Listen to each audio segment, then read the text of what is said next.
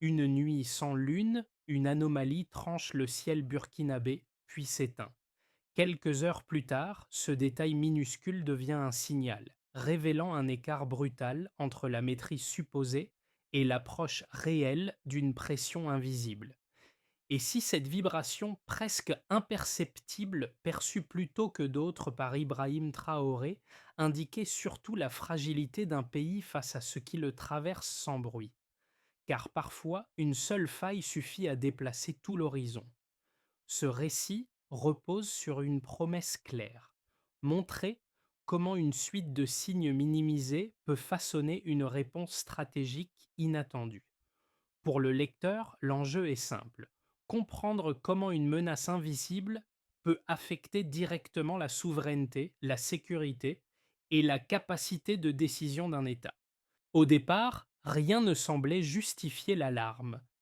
Les premières interférences paraissaient trop faibles, trop dispersées pour constituer un danger immédiat. Pourtant, leur répétition dessinait déjà une cohérence inquiétante. C'est précisément dans cet intervalle entre indifférence et lucidité que le risque s'installe.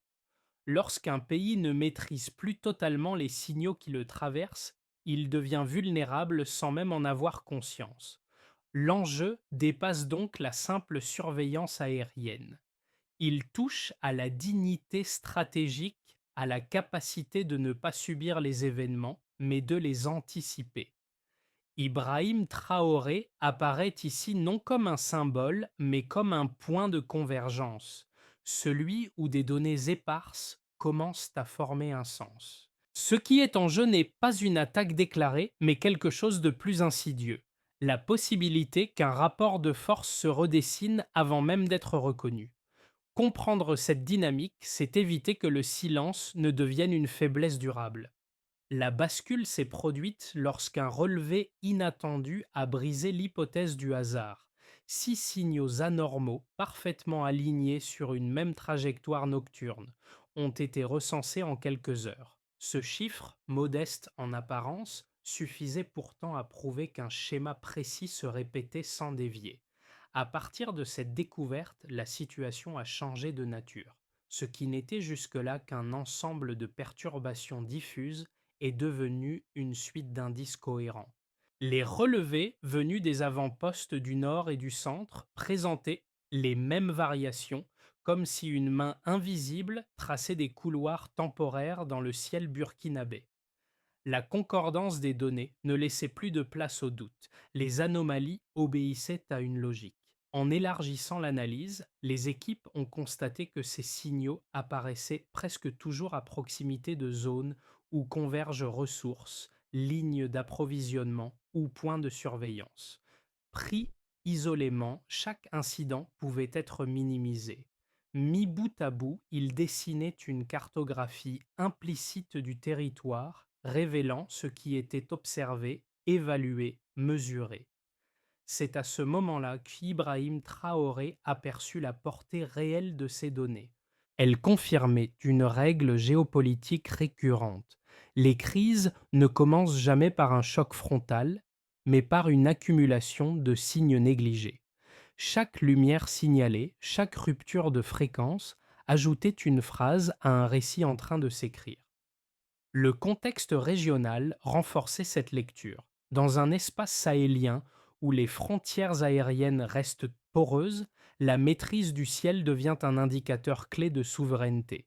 Le Burkina Faso n'était pas encore confronté à une menace déclarée, mais il se trouvait déjà dans une phase d'observation active. Quelqu'un testait sa réactivité, mesurait ses angles morts, évaluait sa capacité d'adaptation. Ainsi, le mini-révélateur ne résidait pas seulement dans le nombre de signaux détectés, mais dans leur cohérence. Le pays découvrait qu'il n'était plus simplement en train de surveiller. Il était déjà engagé dans une interaction silencieuse, dont la suite restait à écrire. Derrière les graphiques et les relevés techniques, des visages apparaissent. Ce sont ceux des opérateurs des postes avancés, dispersés entre le nord et le centre du pays, qui ont donné une réalité humaine à des données encore abstraites. Leur rôle, souvent discret, consistait à observer patiemment des variations presque imperceptibles, à noter des détails que beaucoup auraient jugés insignifiants. Dans le secteur de Kaya, par exemple, un soldat a signalé 3 soirs consécutifs une trajectoire identique, toujours à la même vitesse, entre deux reliefs familiers. Sa première alerte a été classée sans suite. La répétition, en revanche, a transformé son observation en indice solide. Plus au sud, une équipe technique a relevé des micro-coupures récurrentes, semblant suivre un itinéraire constant, comme si une présence distante testait les limites d'une cartographie invisible. Ces récits, mis en commun, ont produit un effet immédiat. La menace cessait d'être théorique, elle se matérialisait dans des expériences concrètes vécues sur le terrain. Les analystes ont compris que l'intrusion ne serait pas soudaine. Elle s'installait déjà, lentement, en explorant les zones les moins surveillées du territoire. Pour Ibrahim Traoré, ces témoignages ont joué un rôle clé. Ils lui ont permis de relier les données techniques à une logique d'ensemble, de saisir comment des mouvements minimes pouvaient annoncer une bascule stratégique. L'impact précoce ne se mesurait pas encore en dégâts, mais en prise de conscience. Les équipes n'observaient plus des anomalies isolées. Elles participaient à la lecture d'un système en formation. C'est là que l'essentiel s'est produit. Le risque est devenu lisible. Et lorsqu'un risque devient lisible, il cesse d'être abstrait. Au début, tout semblait encore relever de la routine. Les nuits étaient calmes, les rapports espacés, et l'impression dominante restait celle d'un phénomène contenu. Pourtant, avant même que l'état-major n'en prenne pleinement conscience, une ligne invisible avait déjà été franchie. Les signaux isolés des semaines précédentes ne formaient plus une série d'incidents techniques. Ils devenaient une séquence. Et c'est ce passage du diffus vers le structuré qui a déclenché l'activation réelle du dispositif burkinabé. La première rupture est survenue un soir où les conditions naturelles rendaient l'observation difficile. Le vent du Sahel couvrait presque entièrement les faibles bourdonnements captés depuis les avant-postes. Un opérateur a toutefois noté une variation brusque de fréquence. Le signal apparaissait, disparaissait, puis revenait exactement sur le même axe. Cette répétition a marqué un seuil. Il ne s'agissait plus d'un bruit parasite, mais d'un déplacement intentionnel suivant un plan déterminé. Dans les heures qui ont suivi, les rapports ont afflué. Leur volume a doublé. Des lumières ténues ont été observées dans plusieurs zones frontalières, toujours à des vitesses constantes, trop régulières pour être naturelles. Les données, désormais centralisées, révélaient une cohérence inquiétante. Ibrahim Traoré recevait ces éléments en continu. À mesure que les informations s'accumulaient, une certitude s'imposait. Le ciel n'était plus un espace neutre. Il devenait un corridor traversé par des dispositifs cherchant à sonder, non à observer passivement. Le moment de bascule est intervenu peu après minuit. Un objet inconnu a traversé 3 zones distinctes en moins de 4 minutes. Sa trajectoire ne correspondait à aucun couloir aérien répertorié. Les radars, pourtant récemment réajustés, peinaient à le suivre. Ce décalage a révélé la nature réelle de l'intrusion. Il ne s'agissait pas d'un survol improvisé, mais d'un test ciblé visant à mesurer les limites du nouveau calibrage. Quelques heures plus tard, un second appareil a été détecté. Cette fois, la baisse volontaire d'altitude a attiré l'attention. Le mouvement suggérait une tentative de contournement des détecteurs remaniés. L'intention devenait plus claire. La phase d'exploration touchait à sa fin. Une phase plus intrusive commençait. Face à cette escalade, les débats internes se sont intensifiés.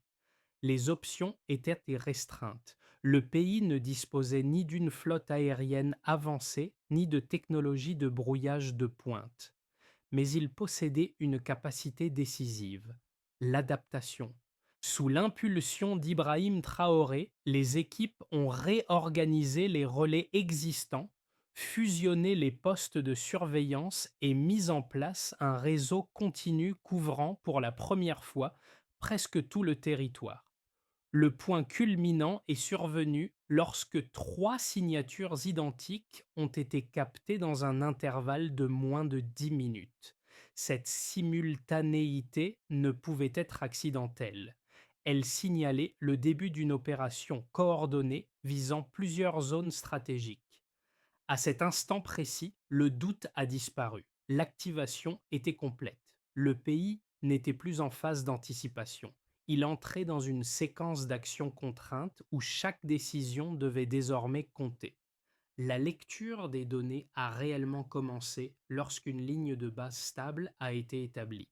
Pendant près de 3 semaines, les trajectoires détectées se maintenaient autour d'une altitude moyenne d'environ 1900 mètres, un seuil suffisamment élevé pour échapper au radar classique, mais assez bas pour rester perceptible après recalibrage. Cette constance constituait le point zéro, la référence à partir de laquelle toute variation prenait sens. Elle révélait un choix tactique précis, pensé pour tester la vigilance sans provoquer de réaction immédiate. La première rupture mesurable est apparue lorsqu'un appareil est descendu à 1500 mètres.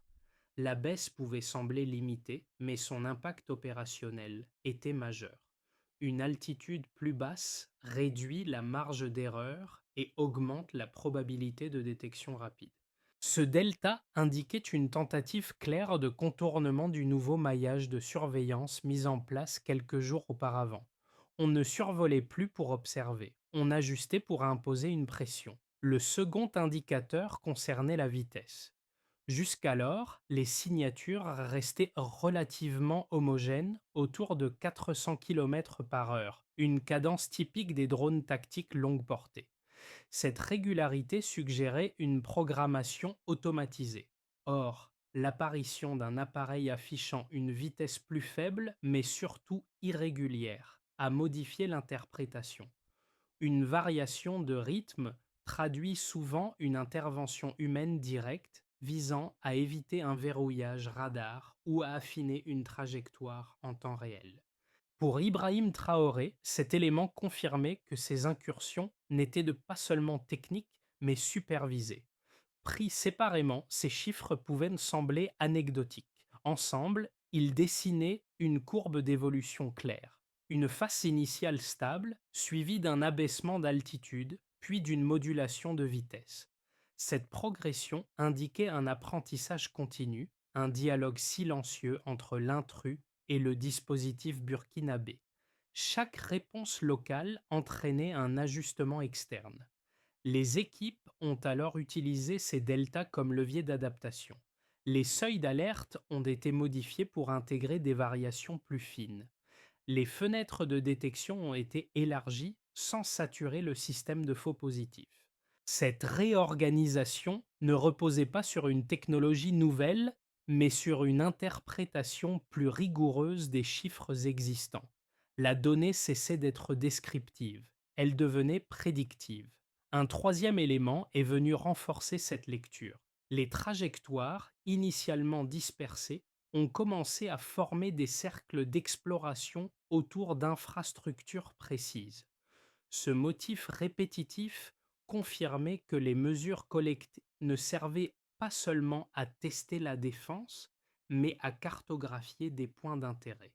Là encore, le chiffre n'était pas une fin en soi, il révélait une intention. La synchronisation progressive des postes du nord au sud a permis de consolider cette analyse. Les signaux faibles, autrefois épars, ont été intégrés dans un tableau unique. Ce basculement a transformé la posture nationale. Le Burkina Faso est passé d'une défense hésitante à une surveillance active, continue, disciplinée. Dans cette lecture froide des mesures, une vérité s'est imposée. Le pays ne faisait plus face à une hypothèse abstraite, mais à une pression mesurable, évolutive, consciente.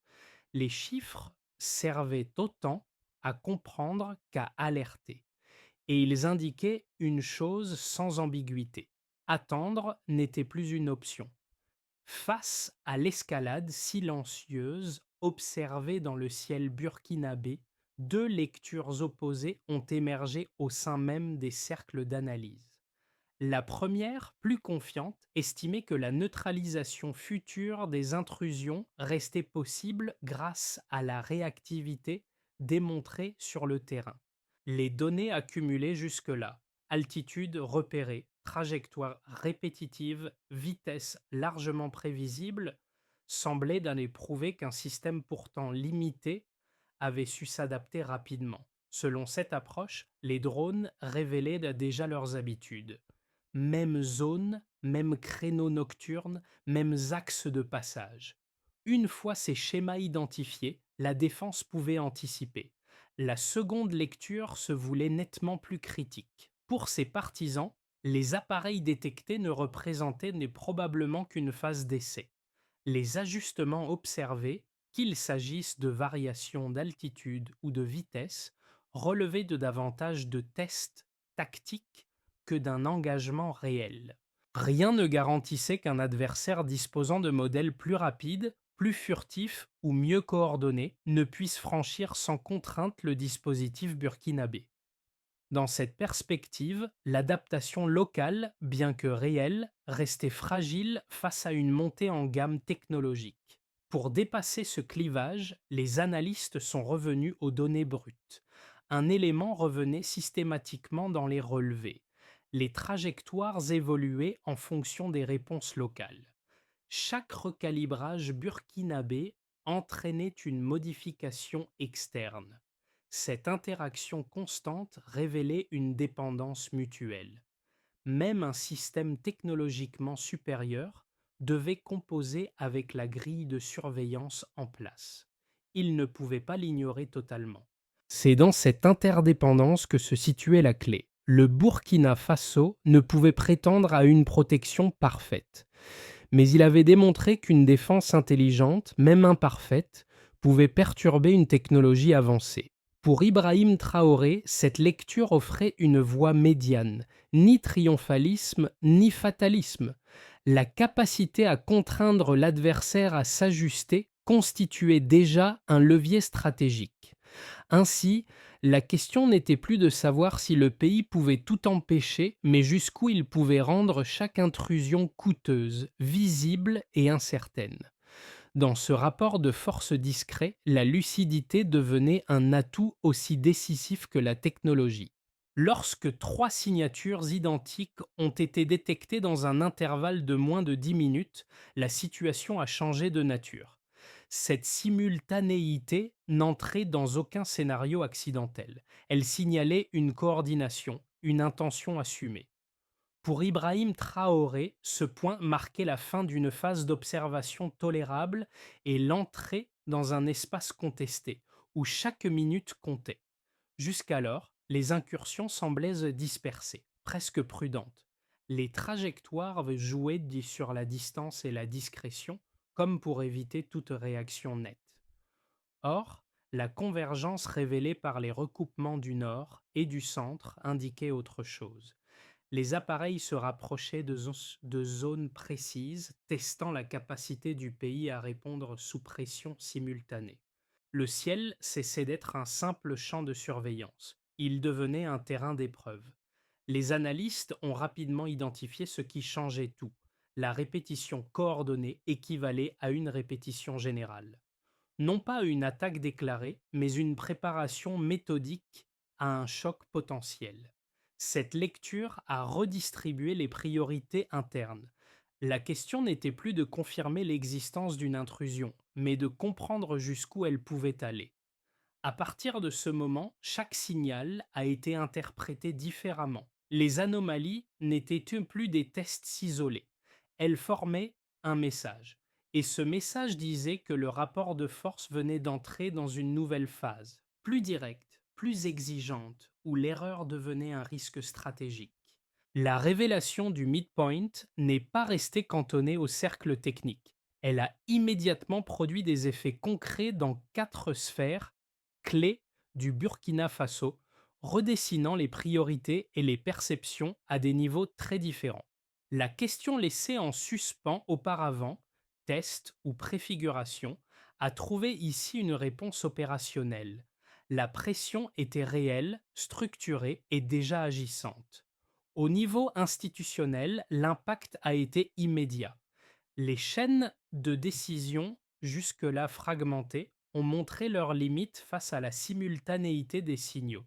Un simple décalage dans la transmission suffisait à créer une zone aveugle. Ibrahim Traoré a alors imposé une discipline plus resserrée, recentrant la coordination autour d'un noyau réduit afin d'accélérer les arbitrages. Cette réorganisation a renforcé la réactivité de l'État, tout en mettant en lumière une dépendance persistante à des technologies vieillissantes, désormais exposées. Pour les entreprises, en particulier dans les secteurs extractifs, les conséquences ont été plus diffuses mais tout aussi sensibles. Les survols répétés de zones minières ont coïncidé avec des perturbations discrètes des communications internes. Sans provoquer d'arrêt brutal, ces anomalies ont modifié la perception du risque. Les opérateurs ont dû renforcer leurs protocoles de sécurité, multiplier les redondances et rassurer des partenaires attentifs à la stabilité opérationnelle. La pression ne se mesurait pas en pertes immédiates, mais en vigilance accrue et en coûts indirects. Du côté des populations, l'effet a pris une forme plus symbolique. Dans les zones rurales, des lueurs nocturnes inhabituelles et des silences prolongés ont nourri un sentiment d'incertitude. Les récits circulaient entre villages, transformant chaque bruit inhabituel en signe potentiel d'intrusion. Cette perception renforcée du danger a obligé les autorités à clarifier leur communication, afin d'éviter que l'inquiétude ne se transforme en rumeur incontrôlée. Enfin, à l'échelle régionale, les conséquences ont dépassé les frontières nationales. Les trajectoires analysées montraient que certains couloirs suspects s'étendaient au-delà du territoire burkinabé. Les pays voisins ont dû intégrer cette donnée dans leur propre lecture sécuritaire. Une prise de conscience collective a émergé, encore fragile, mais porteuse d'un possible dialogue sur la souveraineté aérienne partagée dans le Sahel. Ces quatre niveaux, État, entreprise, population, région, composaient désormais un même tableau. L'incursion n'était plus un épisode technique isolé. Elle devenait un facteur structurant, capable d'influencer la gouvernance, l'économie, la perception sociale et les équilibres géopolitiques. À ce stade, ignorer ces effets aurait signifié accepter que la pression extérieure s'installe durablement comme une normalité. À l'horizon des 6 à 12 mois, les trajectoires possibles ne relèvent pas de la spéculation abstraite. Elles prolongent des tendances déjà observables, issues des données accumulées et des réponses mises en place. Trois scénarios se dessinent, chacun portant une logique propre et des implications distinctes pour la stabilité du pays. Le premier scénario, dit de continuité maîtrisée, prolonge la dynamique actuelle. Le Burkina Faso consolide progressivement son réseau de surveillance, affine ses seuils d'alerte et maintient une coordination resserrée entre postes. Les incursions persistent, mais sous une forme contenue. Les acteurs externes testent encore les marges sans franchir le seuil d'une escalade ouverte. Dans ce cadre, la pression demeure, mais elle devient prévisible. Le pays gagne en stabilité relative, tout en restant conscient de ses fragilités technologiques.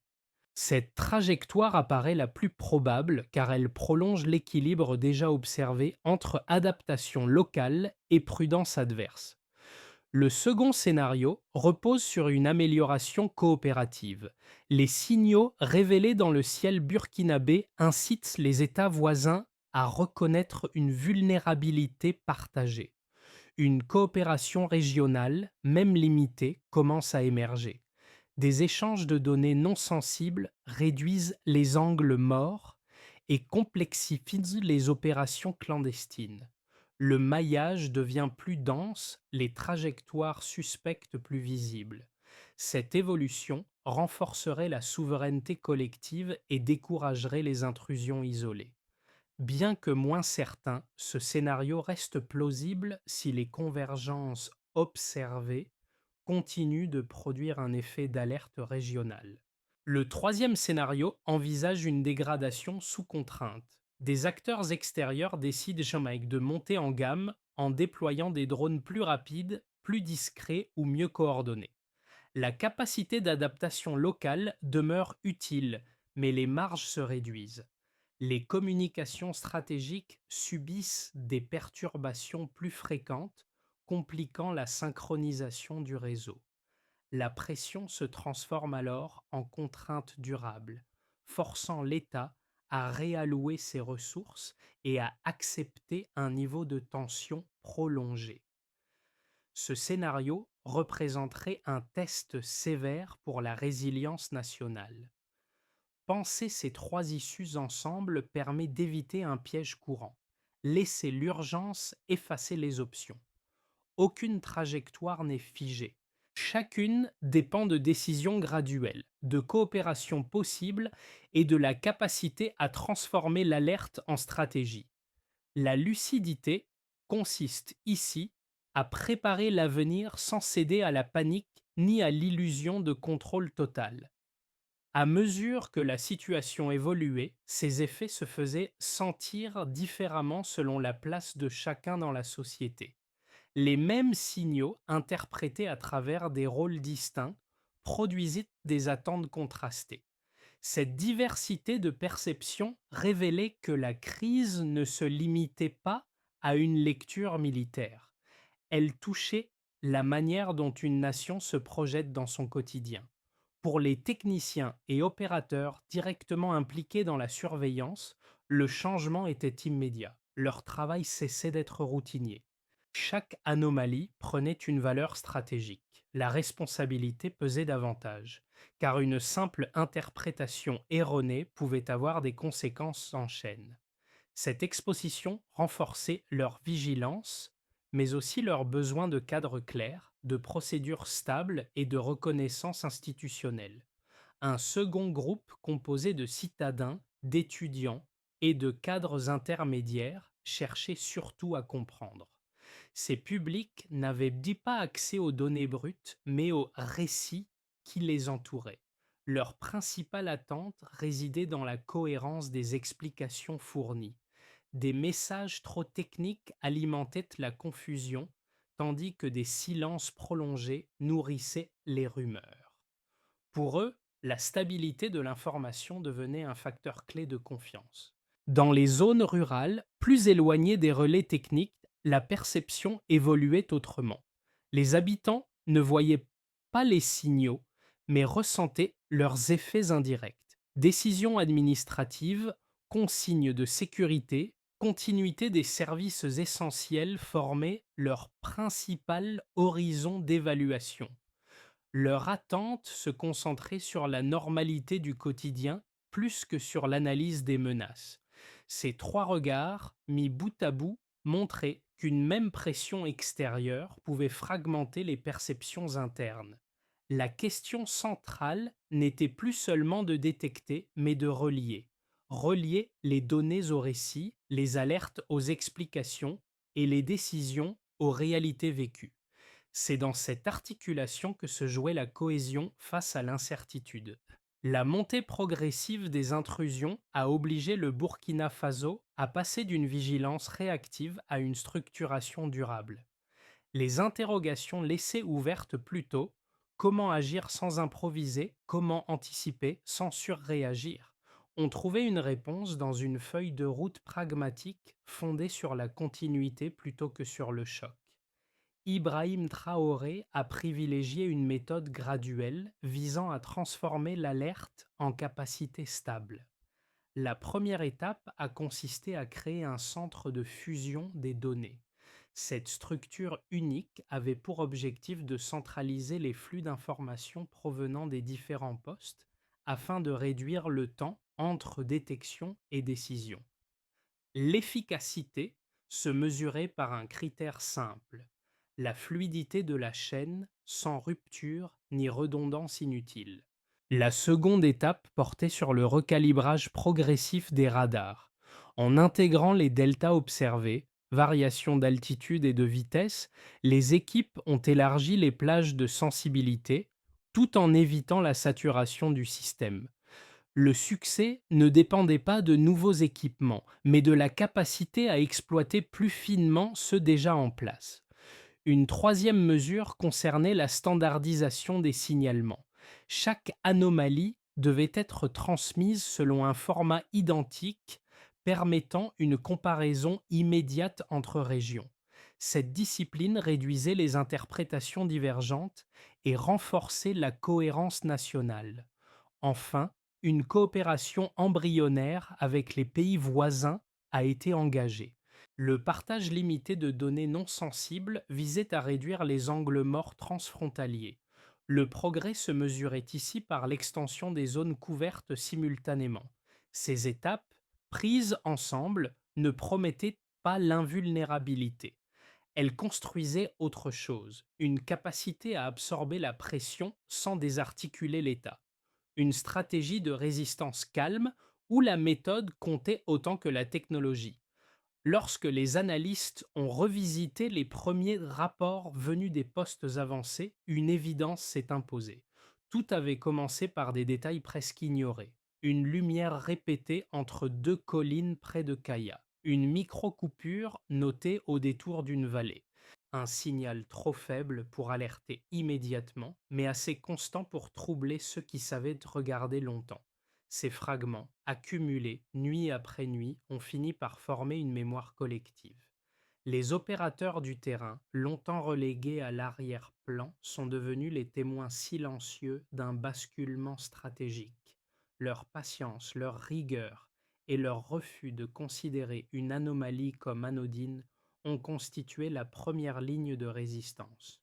Ce ne sont pas des équipements sophistiqués qui ont changé la trajectoire du pays, mais une attention soutenue portée à ce qui passait trop vite pour être remarqué. Pour Ibrahim Traoré, cette séquence a pris une valeur particulière.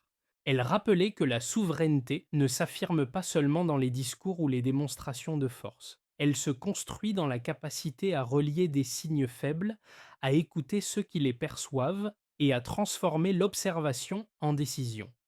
Les collines, les relais, les couloirs aériens discrets ont alors acquis un sens nouveau. Ils racontaient une lutte où la lucidité comptait autant que la puissance. Le ciel ne ment jamais. Cette phrase, née de l'expérience, résumait désormais une conviction partagée.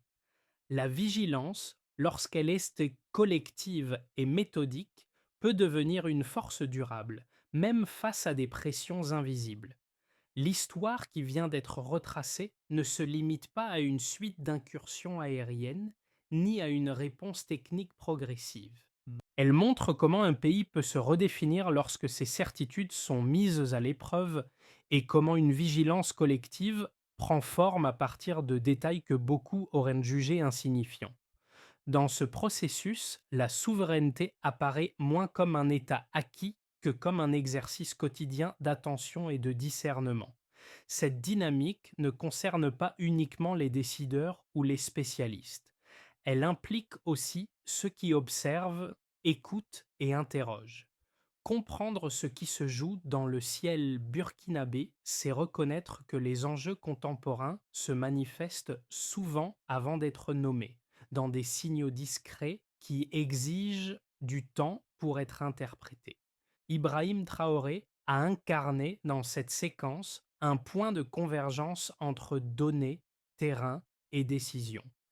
Mais la vigilance ne s'arrête pas à une figure. Elle se prolonge dans la capacité de chacun à questionner les récits, à partager les analyses et à rester attentif aux transformations silencieuses. La question reste ouverte volontairement. Comment, vous aussi, percevez-vous les signes qui annoncent un changement avant qu'ils ne deviennent impossibles à ignorer?